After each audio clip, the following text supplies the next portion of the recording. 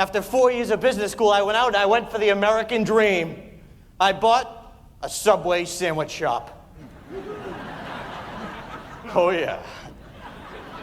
You're all impressed, I can tell. I don't want to brag or anything, but in 6 short months, I took a $60,000 debt, and I doubled that debt. That's right, I turned Subway Sandwich Shop into a nonprofit organization.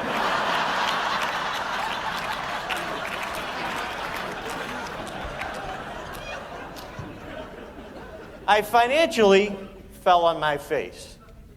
But then I remembered, I was not the only one from my hometown of Auburn to fall on his face. You see, 100 years earlier, my childhood hero, Dr. Robert Goddard, had a ridiculous idea about building a device to take off from the ground and reach the stars. Dr. Goddard was the reason we landed on the moon. I remember when I had my ridiculous idea. I was listening to a tape of Tracy, a great speaker. He asked a question. He said, "What would you dare to dream if you knew you wouldn't fail?"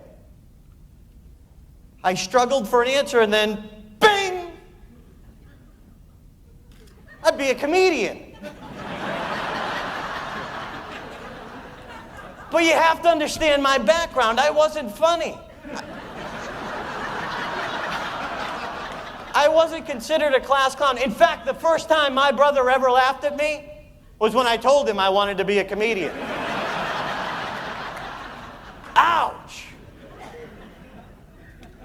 Who do you want to be? What changes do you want to make in your life? So many of us can see clearly where we want to go, and yet we go back and forth.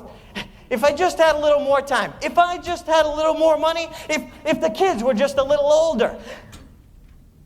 But we never take that first step.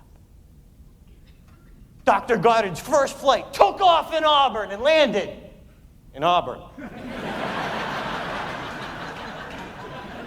It only reached 41 feet, but it was a first step. There are strangers out there, people who don't even know you, who will make fun of your first step.